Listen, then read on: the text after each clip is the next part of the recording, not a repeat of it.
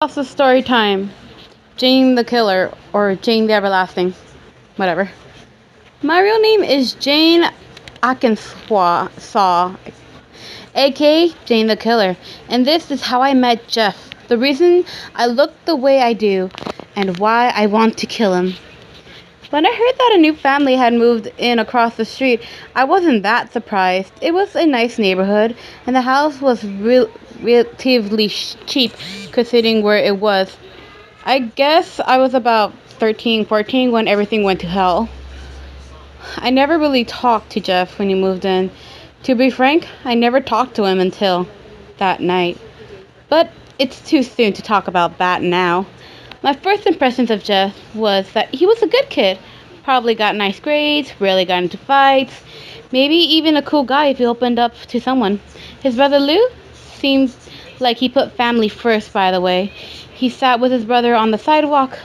Of course, I was just guessing at the time and I didn't really put much thought into any analysis because I was getting ready for school when I looked out the window and I was running late, which was unusual for me at the time in my life because I was hardly ever late for anything, especially school. I wasn't surprised when Randy and his goons go up to Jeff and Lou on that stupid skateboard of his. Randy was nothing but a bully. He always picked on anyone who was smaller than him. He was even the reason why my parents drove me to school instead of letting me take the bus like everyone else. Everyone had their lunch money or some kind of cash given to Randy and his goons because of some toll that he demanded from everyone. Well, we all knew Randy's group had knives and threatened to use them wh- on us whenever we told anyone about the money they took from the other kids on the block. Everyone except the new kids. They were trying to intimidate like the rest of us. When I saw Randy talking to them, thought the through the window, I just looked away. It was it was it was a wussy thing to do, but I had better things to do than watch another kid hand over his money to Randy. But curiosity got the better of me, and I looked up for a few seconds later. A few seconds later, what I saw left me speechless. Jeff was standing now. And it looked like Randy already had what he wanted. Just sit down, I thought. Don't be stupid. Then I saw Jeff punch Randy in the face and break his wrist. Oh my god! I whispered, then I yelled, "You idiot!" My parents ran down the stairs and asked what happened. Then they looked outside the window and saw what Jeff was doing and already cut the skinny guy. I think his name was Keith, and he went down screaming. Troy only went down with a single punch. Since my house was across the street from where Jeff and his brother were sitting with the front of the house having big windows, we saw the whole thing, or at least I did. My parents came in after the part where Randy stole their wallets, so they didn't know the whole truth. It was disturbing to watch Jeff fight. He was enjoying himself too much. I felt a knot in my stomach like something was happening that shouldn't be. And from the look on Lou's face, Jeff didn't do this kind of thing often. Next thing I know, I hear sirens and the new kids bolted out of there. The cops came around the bus driver to check on the victims. It seemed they were going to be alright. Considering the amount of crap kicked out of them, since my parents' policy was no cops, ever since my dad got framed by a nursing cop when he wanted to draw attention off himself, when police were investigating the case of a missing coke, it ended with my dad quitting the forces. So when he heard sirens, we went into the backyard and got to the car and left. When my parents drove me to school, they told me very clearly that they didn't want me talking to Jeff, ever. I did not disagree with them. I had art first period, so I didn't see Jeff until close to the end of school. I can still see the colors in my artwork if I think hard enough, but when I try to look at anything now, it all seems gray. I guess That's the price someone pays for losing their innocence. I didn't see Jeff until the final period of the day. He seemed off. At first, I thought he was just faking the joy so people wouldn't suspect him for the crime that he did, but he was really enjoying himself. It wasn't because he was excited to be at school. I could tell that much from him. The smile he wore looked psychotic to me. It was the smile of a madman. The second bell rang, I bolted out. The second the bell rang, I bolted out of those doors as fast as I could. Nobody but me knew what Jeff really was. A freak. Damn, I feel offended now. The next day seemed to be passing without incident at first. Then I saw the police car in front of Jeff's house. Looks like they got Looks like they got you, I thought. Nobody could have gotten away with something like that. With the neighborhood watch and everything. But I was wrong with who they arrested. Instead of coming out with Jeff like I expected, they would. The police came out with Lou, his brother. I was I was barely forming the thought of Jeff framing his brother for the assault when he came out of the house yelling at Lou, "Lou, tell him I did it." I was able to hear him this time because the front door was open to my house. I couldn't hear what Lou said in reply to Jeff's outburst, but it was definitely not what Jeff wanted to hear. A few seconds later, the police drove off with Lou, and Jeff was left outside with his mother. A few minutes later, she went inside the house and left Jeff outside. Although I couldn't hear him from across the street, I could tell that he was crying. But who wouldn't be in this situation? The next day, rumors were spreading like wildfire about Lou. It took so long for the rumors to get started because everyone was afraid to talk about Randy getting his ass handed to him. When it was revealed that he wouldn't be coming back to school for a few days, everyone decided to take advantage of it, advantage the fact, and enjoy it. Enjoy it as much as possible, and lots of random bullshit started popping up. I heard Lou cut Keith's arm. Oh yeah? Well, I heard that Lou hit Tori so hard that in his stomach that he wrapped it up in blood. That's nothing. I heard that he punched Randy so hard in the nose that it came out of the back of his head, and etc., etc., etc. Personally, I didn't want anything to do with Jeff and his brother, but he just looked so alone and upset that I had to do something. So I wrote him a note telling him that he had a friend in this place and that I was going to testify at Lou's trial about what really happened. I left a note on his desk with the letter J before class started, then left the room. When I came back, Jeff was at his desk and the note was gone. Saturday rolled around and I was home alone while my parents were at work. The kid next door was having a birthday party. I messed up. I thought it was Sunday. I guess it's Saturday. At the time, I left my window open because I wanted a nice breeze in the room while I did my homework. But the kids were getting so loud that I decided to close the window. I was about to close it when I saw Jeff playing with the kids.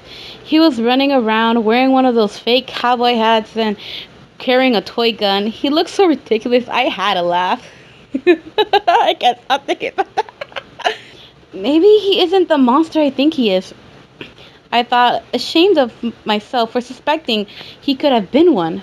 As I was closing the window, I saw Randy, Keith, and Tor jump over the fence on their skateboards to where Jeff was. Not again, I said to the open window. I saw Randy and Jeff exchange small talk, but I couldn't hear what they were saying over the sounds of kids yelling and screaming. Then Randy pushed Jeff and tackled him. I was about to grab the phone and dial 911 when I heard Keith and Tori and Keith shout, "No one interrupts or guts will fly." I looked out the window and saw that they both had matching guns in their hands. I couldn't have called for help then without endangering the lives of others. I couldn't have called 911 anyways. The batteries in my phone was dead. Jeff was on his side, getting kicked by Randy in the face when he grabbed his foot and twisted it. Randy fell over and Jeff tried to walk back to the house. When Tori grabbed him by the collar and threw him towards the house, I heard glass breaking. I knew that they were going to kill him. Randy, you asshat! I screamed at him, but he couldn't hear me over the sound of the kids screaming. I couldn't wait anymore, so I ran to my parents' bedroom and searched for my dad's cell phone, hoping that he forgot it at home. My heart was pounding in my chest, knowing that the longer I took for me to get help, the higher the chance of someone getting killed. I finally found the phone underneath the bed, and I wasted no time punching the numbers. 911, hello? I need your help. There's an emergency going next door. Some guy jumped the fence and is beating up someone. They've got guns. You need to hurry, please. Okay, miss, I need me to tell you your address and I'll send help right away. I quickly told them my address and the address of the house next door. Please hurry, I said. It's okay, just stay on the line. I heard loud gunshots coming from next door. I yelled and dropped the phone. It landed on the ground and broke. Then I ran to my bedroom window to try to figure out what was going on. But no sooner I had poked my head out the window and I heard a whoosh of fire and screaming. I'm going to make Jeff scream like that again when I find him. The only thing I can compare it to is the death cry of an animal. It was at the time for me horrifying, but now it sounds like music to me, and there's nothing I want to hear more in the world than him screaming. I saw fire spew out of the house like an angry dragon. I ran downstairs immediately and got the portable fire extinguisher from the kitchen and ran outside. I was running. I popped the pin for the extinguisher for immediate use. Luckily, the door was unlocked as I barged in when I saw Jeff, I completely froze. He was lying at the bottom of the stairs, almost completely on fire, with all the adults trying to put it out. I saw bits of his skin through all the commotion, some parts pink, some parts charred, and it was all covered in red. At the sight of all of this, I screamed and then passed out. Last thing I remember was some of the adults running towards me. Whether it was to help me or get the fire extinguisher, I didn't know. When it came to, I was in the hospital bed wearing one of those gowns that patients wear. A nurse came in a few moments later. She had long brown hair and a bun hidden under her hat. She looked like she didn't want to be there. I asked her what happened. All I know is that you were brought in with a few other kids because you fell and hit your head on a fire extinguisher, she said, annoyed. A fire extinguisher? I reached up to my head and touched my head. I felt bandages and a large bump the size of an orange. Then remembered Jeff. One of the guys that came in here with me. One of them with the burns. Is he doing all right? She sighed. Listen, there was two boys that were brought in with you that had burns, and I'm not letting you see him just because he's your boyfriend. I felt heat rise to my face. He isn't my boyfriend. I'm just worried about him. Wouldn't you be worried about someone who you just saw being burned alive in front of you? I tried to keep my voice steady, but my voice quivered enough to make it sound like I was lying. Whatever. Your parents are here, by the way. Want to see them? She asked. Yes, of course. Anything to get me away from that nurse. My parents came in and the nurse finally left. They asked what happened. I told them everything. The fight, the notes, all of it. You knew that Randy was no good? My mom said. I knew that Randy was no good, my mom said. So, have you heard anything about Jeff's condition? I asked. No, not a thing, said my dad. We just got here as soon as we heard about what happened to you. But who told you? I asked. I didn't think I saw anyone at the party that my family knew. The hospital called us. Well, I guess that makes sense. It made absolute no sense. To me, of course. How would someone be able to identify me without having any form of identification? I looked in the doorway and saw a man and a woman standing in there. My parents followed my gaze and saw them too. Excuse me, but Jane Arkansas's room? A woman asked. Yes, my mother answered. Who are you? I'm Margaret, and this is Peter, my husband. Oh, I got the name wrong too. She gestured to the man beside her. We're just parents. I sat up in my bed. I'm Isabel. This is my husband Greg. And our daughter Jane. My mom gestured to me. So you're the girl who ran in with the fire extinguisher, Margaret said. Yes, I replied, quietly embarrassed. Is your son alright? He just came out of surgery a few hours ago.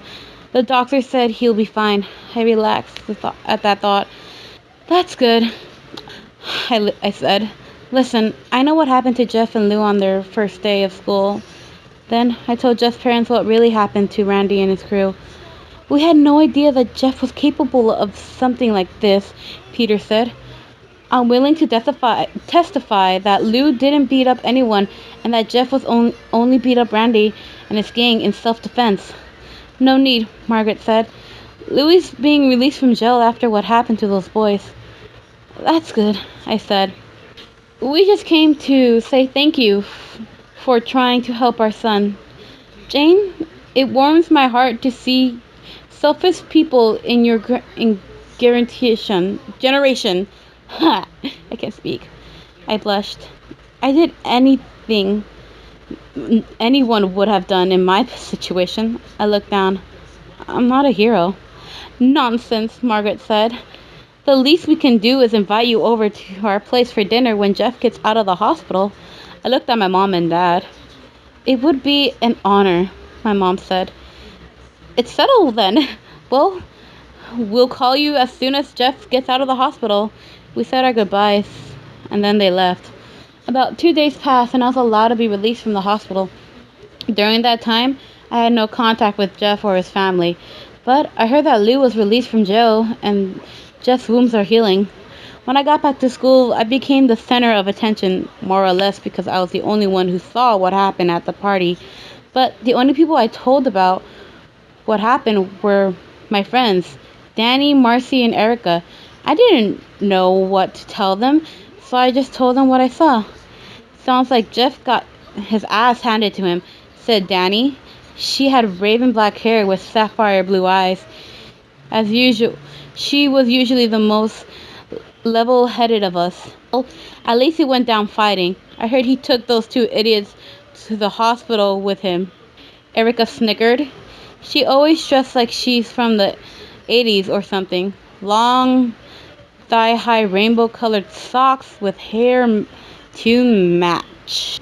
And always wearing some kind of backpack with her. He also took Jane to the hospital. Maybe she was trying to beat him up too, Marcy laughed. She seemed to be the girly girl of our little group. She was blonde with brown eyes, and nearly every time when we saw her, she had some sort of pink on her. Whether it was the color of her skirt or the jewelry around her neck. She was one of the biggest drama queens I knew, always stretching out the truth or blowing something out of proportion. I told you, I went over there and helped Jeff because something was wrong, I muttered as I was the plain Jane. Brown hair, green eyes, completely remarkable looks-wise. Or maybe he wanted to see your love one last time before he left to go to get help for himself, Marcy said in her dramatic voice. I just looked at her with my eyes the size of dinner plates. What? You can't deny it, Jane Oxwin. You have a crush on Jeff. Every blood cell in my body decided to immigrate my face once when she said that. What? No, I just wanted to help him, that's all. Liar, I saw you leave that note you left on his desk. What was it? A confession of your love for him? No, it was nothing like that at all. I was just... So you admit it. You left him a note then. What do you mean?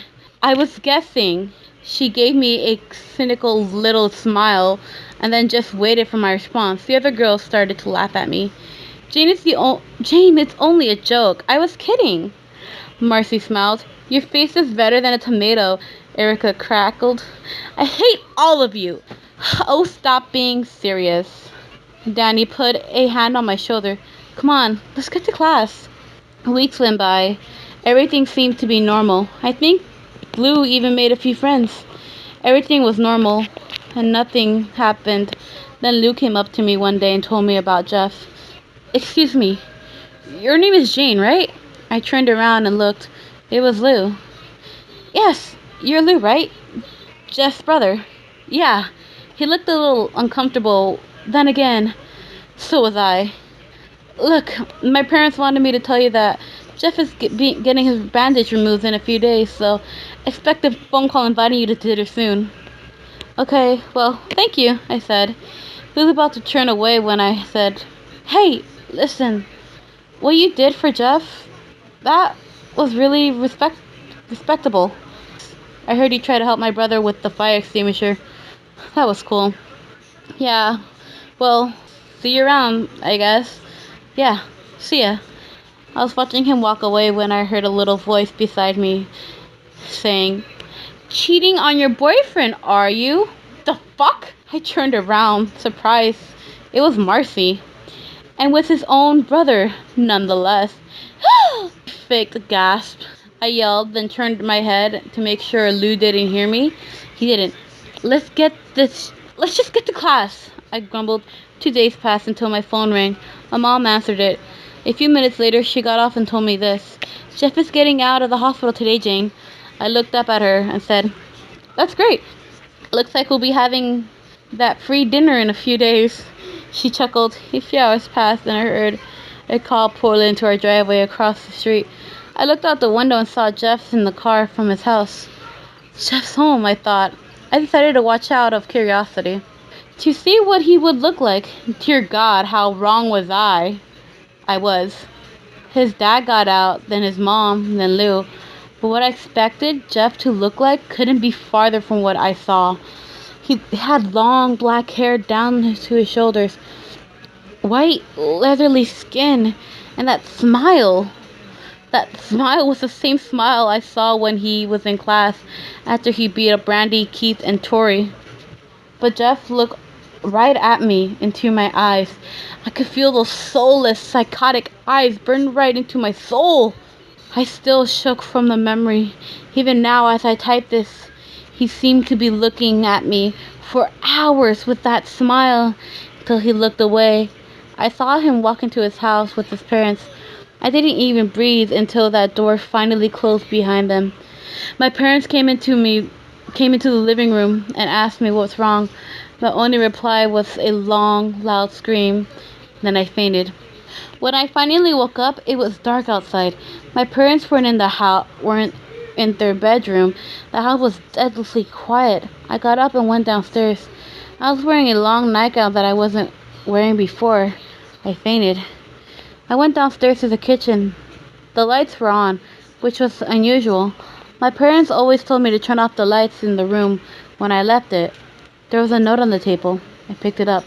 Scrattled on the paper was this: Aren't you coming for dinner? Your friends are here too. I began to shake violently. I dropped the paper and went to the living room window. I looked out. The lights were on in Jeff's house. I knew that I had to go there, but I was terrified out of my mind. I shook my head and looked back again. I saw Jeff leaning on the window in his room, in his house, staring at me with a knife in his hand and tapping against the glass. He was smiling. I started stepping back from the window, never taking my eyes off of him. Then I turned around and ran away from the window into the kitchen. When I peeked out of the kitchen to look at the window, all I saw was a smear of red on the window. I turned around and looked at the kitchen. Everything seemed to be in its place, even the knives. I grabbed one of them and held it tight. Then I found the phone and tried to dial 911, but the phone line was disconnected. I had no idea where my dad's cell phone was, or if it was even fixed. I didn't want to go upstairs to find it. I didn't want to get stabbed in the back while I was looking for it. And if I went to ask one of the neighbors for help, Jeff would kill or hurt whoever he had captive. So there was only one choice: to go fight Jeff alone. I chuckled. I clutched the knife tighter and went to the front door, put on my shoes, and went outside. My hand lingered the doorknob as I stepped outside, but I knew what I had to do. I let go of the doorknob and marched across the street to go to Jeff's house.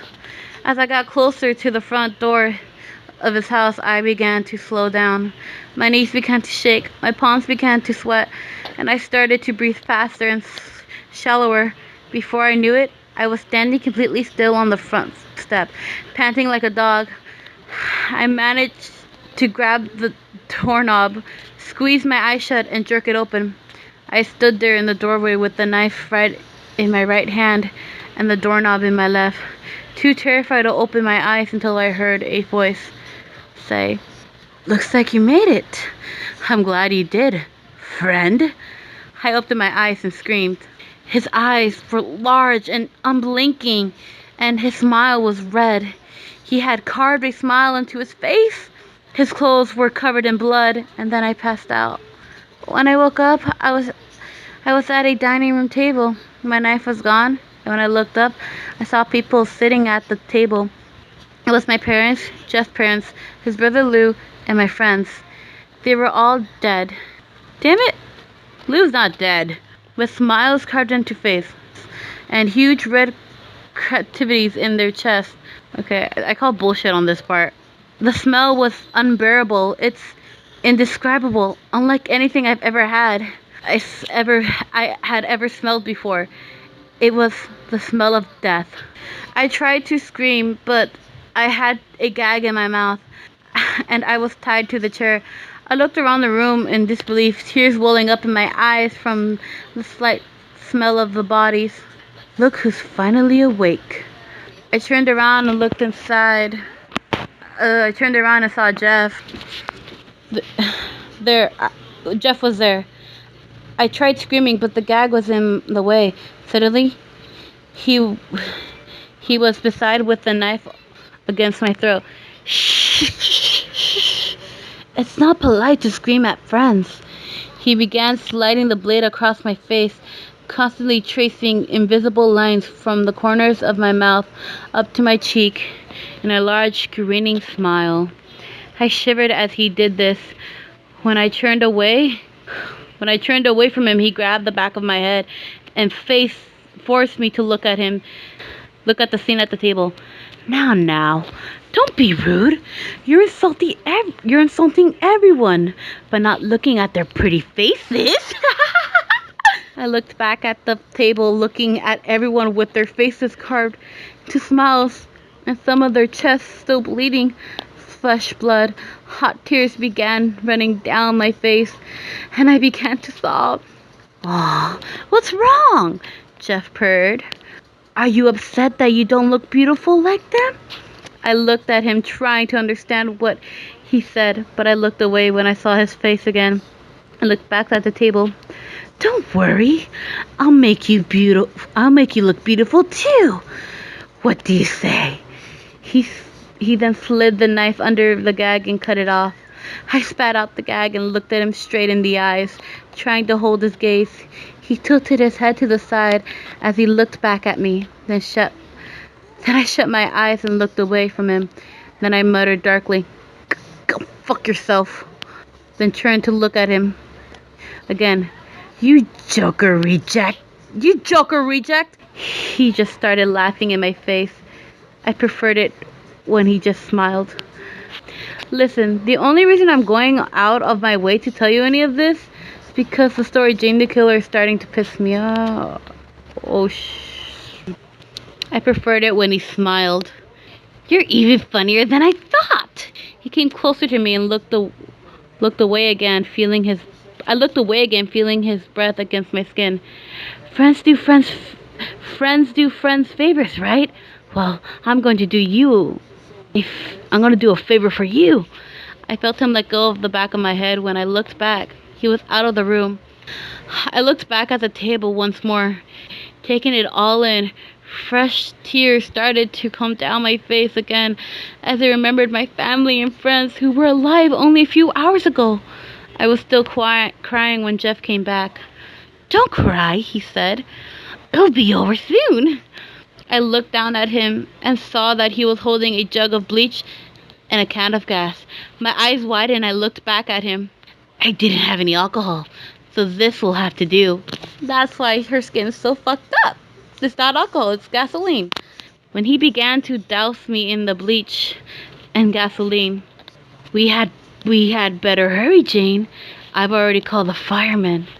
Then he held up a single match. He lit it, then threw it at me. The flames erupted as soon as the match came in contact with me. I screamed as loud as possible. The pain was unbearable. I could feel the flesh melting off my body, the heat invading every pore of my body, blood evaporating in its veins, and my bones becoming charred and brittle. Before I blacked out, I heard Jeff laughing. See you later, my friend. I hope you become as beautiful as I am. Went black. When I woke up, I was sitting in a hospital bed, bandaged from head to toe. Everything was spinning, and it hurt to blink and breathe.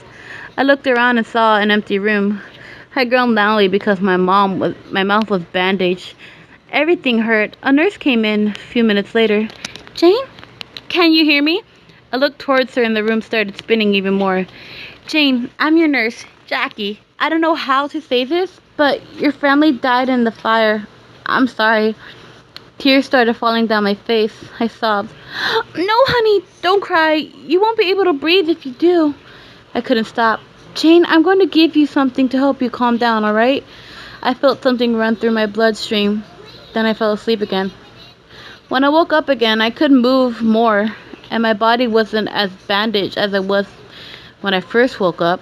I looked around and saw that my room had flowers in it. Some were fresh, some were dying. I tried to get up, but the nurse came in and put me back down. Easy, Jane. You've been asleep for a while. Try to take it easy. I tried to speak. A voice came out, rough and sandpapery. How long was I asleep? Almost 2 weeks. You were put in a medical-induced coma in order for your body to heal. I'm the same nurse you saw the first time you woke up. Give me a mirror, I said. Jane, I don't think that's what... Get me a mirror! I felt the handle of a mirror get slipped into my hand. When I looked into the mirror, I dropped it to the floor. The shatterings of the mirror didn't compare to the shattering of my reality. My skin was leathery and brown. I didn't have a single hair on my head, and the skin around my eyes were saggy. I looked almost as bad as Jeff. Almost. Everything came flowing back to me. I began to cry harder than I have ever had before. The nurse was hugging me, but it didn't help much. At the height of my sobs, I was surprised that nobody came in to check up on me. By the time I was done, I could barely speak. Someone came into the doorway. Excuse me, I have a delivery for Miss Arkansas. I'll take those, Jackie said. Stood up and went to the door. I didn't want the delivery guy to look at me, so I stared at the wall in front of me. Somebody certainly cares about you, Jane. It looks like the same person who sent you all these flowers got you a package too. I looked around at her. She was holding a pink paper package tied with brown string. I reached out and took it from her.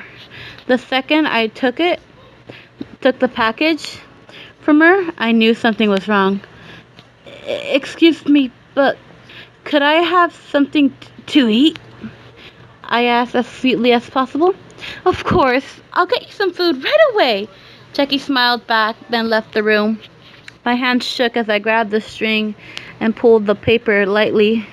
The paper lightly bounced up, and I saw something that turned my blood to ice.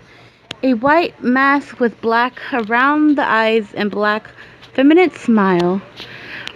It also had black lace cover on the eye holes of a mask, so even though someone couldn't see my eyes, I could see them. There was also a long black dress with a turtleneck, black gloves, and a black wig with beautiful curls. Along with these things, there was a bouquet of black roses and a sharp kitchen knife. Attached to the mask there was a note that said, Jane, I'm sorry I messed up with trying to make you beautiful, so I gave you a mask that will let you be beautiful until you get better. You also forgot your knife. I thought you would want it back, Jeff. By the time Nurse Jackie came back, the present was hidden under my bed. I told her that all that was in there was the flowers. She seemed to be disgusted by them, so she threw them out. I thanked her for that. That night, when everybody was either asleep or gone home, I sneaked out. The only thing I had to wear was that dress.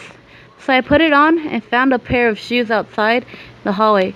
Forgotten by the same careless nurse, I wore the wig to look less inconspicuous. I didn't know where I was going, and I didn't care. When I finally stopped walking, I was in front of a cemetery. I went inside and found two tombstones labeled Isabel, Arkansas, and Gregory, Arkansas. I sat down in front of their tombstones and cried once more. When I finally sat up, the sun was beginning to rise, and so was a new chapter in my life. I took the mask and put it on, then picked up the knife and held it as tightly as I did before when I turned around and looked at the rising sun on the day I swore my revenge against Jeff, the killer.